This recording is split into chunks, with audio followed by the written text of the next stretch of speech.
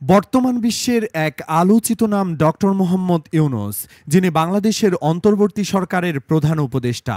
দেশের সংকটকালীন এক সময়ে দায়িত্ব নেবার পর থেকে তিনি দারুণ কাজ করেছেন, তবুও তাকে পদত্যাগে বাধ্য করতে চাচ্ছেন কেউ কেউ। এর আগে ছাত্রজীবনে তিনি ছিলেন একজন সক্রিয় বয় স্কাউট, পরে একাধারে শিক্ষক, ব্যাংকার, অর্থনীতিবিদও হন। তবে কখনোই তিনি রাজনীতির ধারে কাছেও ভিড়েননি। তবুও কিভাবে বনে গেলেন বাংলাদেশের ইতিহাসের অন্যতম সেরা প্রধানমন্ত্রী? চ্যানেলটি সাবস্ক্রাইব করে জেনে নিন সেই অজানা গল্প। ডক্টর মোহাম্মদ ইউনূস বাংলাদেশি নোবেল পুরস্কার বিজয়ী ব্যাংকার ও অর্থনীতিবিদ। তিনি চট্টগ্রাম বিশ্ববিদ্যালয়ের অর্থনীতি বিভাগের একজন শিক্ষক ছিলেন। তিনি ক্ষুদ্র ঋণ নামক অর্থনৈতিক ব্যবস্থার জনক হিসেবে সমাদৃত। অধ্যাপক ইউনূস গ্রামীণ ব্যাংকের প্রতিষ্ঠাতা। মোহাম্মদ ইউনূস এবং তার প্রতিষ্ঠিত গ্রামীণ ব্যাংক যৌথভাবে ২০০৬ সালে নোবেল শান্তি পুরস্কার লাভ করে। তিনি প্রথম বাংলাদেশি হিসেবে এই সম্মাননা অর্জন করেন। ডক্টর ইউনূস বিশ্ব খাদ্য পুরস্কার সহ আরও জাতীয় ও আন্তর্জাতিক অনেক পুরস্কার লাভ করেছেন। অধ্যাপক ইউনূস ১৯৪০ সালের ২৮ জুন ব্রিটিশ ভারতের বাংলা প্রেসিডেন্সির বর্তমান বাংলাদেশ চট্টগ্রামের হাটহাজারীর কাপ্তাই সড়কের বাথুয়া গ্রামে একটি বাঙালি সম্ভ্রান্ত মুসলিম পরিবারে জন্মগ্রহণ করেন। ৯ ভাই বোনের মধ্যে তিনি তৃতীয়। তার পিতা হাজী দুলা মিয়া সওদাগর ছিলেন একজন জহুরি এবং তার মাতা সুফিয়া খাতুন। তার শৈশব কাটে গ্রামে। ১৯৪৪ সালে তার পরিবার চট্টগ্রাম শহরে চলে আসে এবং তিনি তার গ্রামের স্কুল থেকে লামাবাজার প্রাথমিক বিদ্যালয়ে চলে যান। ১৯৪৯ সালের দিকে তার মা মানসিক অসুস্থতায় ভুগতে শুরু করেন।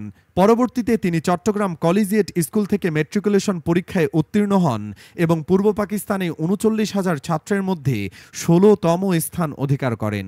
বিদ্যালয় জীবনে তিনি একজন সক্রিয় বয় স্কাউট ছিলেন এবং ১৯৫২ সালে পশ্চিম পাকিস্তান ও ভারত এবং ১৯৫৫ সালে কানাডার জাম্বরিতে অংশগ্রহণ করেন। পরে যখন ইউনূস চট্টগ্রাম কলেজে পড়াশোনা করছিলেন, তখন তিনি সাংস্কৃতিক কর্মকাণ্ডে সক্রিয় হন এবং নাটকের জন্য পুরস্কার জিতেন। ১৯৫৭ সালে তিনি ঢাকা বিশ্ববিদ্যালয়ের অর্থনীতি বিভাগে ভর্তি হন এবং ১৯৬০ সালে বিএ এবং ১৯৬১ সালে এমএ সম্পন্ন করেন।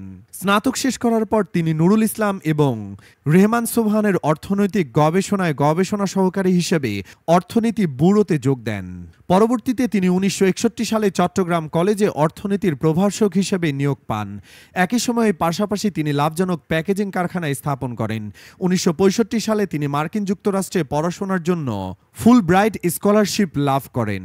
১৯৭১ সালে ভান্ডারবিল্ট বিশ্ববিদ্যালয়ের graduate program in economic development থেকে অর্থনীতিতে পিএইচডি ডিগ্রি অর্জন করেন তিনি। ১৯৬৯ সাল থেকে ১৯৭২ সাল পর্যন্ত ইউনূস মার্সিস বোরোতে মিডল টেনেসি স্টেট ইউনিভার্সিটিতে অর্থনীতির সহকারী অধ্যাপক ছিলেন। এছাড়াও তিনি সাহিত্য পত্রিকা সম্পাদনা এবং আজাদী পত্রিকায় কলাম লেখার কাজেও যুক্ত ছিলেন। ১৯৬৫ সালে তিনি ফুল ব্রাইট স্কলারশিপ নিয়ে যুক্তরাষ্ট্রে যান এবং পূর্ণ বৃত্তি নিয়ে ১৯৭১ সালে বাংলাদেশের স্বাধীনতা যুদ্ধের সময় মোহাম্মদ ইউনূস বাংলাদেশের পক্ষে বিদেশে জনমত গড়ে তোলা এবং মুক্তিযোদ্ধাদের সহায়তা প্রদানের জন্য সাংগঠনিক কাজে নিয়োজিত ছিলেন। ১৯৭২ সালে দেশে ফিরে তিনি চট্টগ্রাম বিশ্ববিদ্যালয়ে অর্থনীতি বিভাগের সহযোগী অধ্যাপক হিসেবে যোগ দেন এবং বিভাগের প্রধান হিসেবে দায়িত্ব পালন করেন। ১৯৭৫ সালে তিনি অধ্যাপক পদে পদোন্নতি পান এবং ১৯৮৯ সাল পর্যন্ত এ পদে কর্মরত ছিলেন। ইউনূস দারিদ্রতার বিরুদ্ধে তার সংগ্রাম শুরু করেন ১৯৭৪ সালে বাংলাদেশে সংঘটিত দুর্ভিক্ষের সময়। তিনি বুঝতে পারেন স্বল্প পরিমাণে ঋণ দরিদ্র মানুষের জীবনমান উন্নয়নে অত্যন্ত কার্যকরী হতে পারে। সেই সময় তিনি গবেষণার লক্ষ্যে গ্রামীণ অর্থনৈতিক প্রকল্প চালু করেন।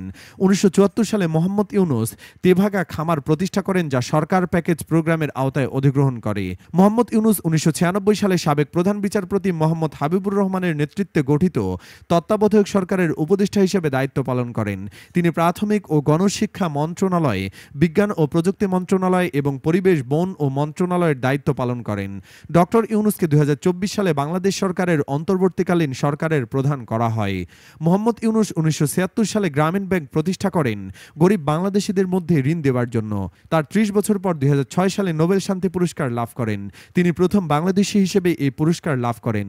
তো বন্ধুরা, প্রধান উপদেষ্টা হিসেবে তার থেকে যোগ্য ব্যক্তিকে বাংলার মাটিতে আছে মন্তব্যের ঘরে জানাতে পারেন হ্যাঁ বা না ভোটের রায়। ধন্যবাদ।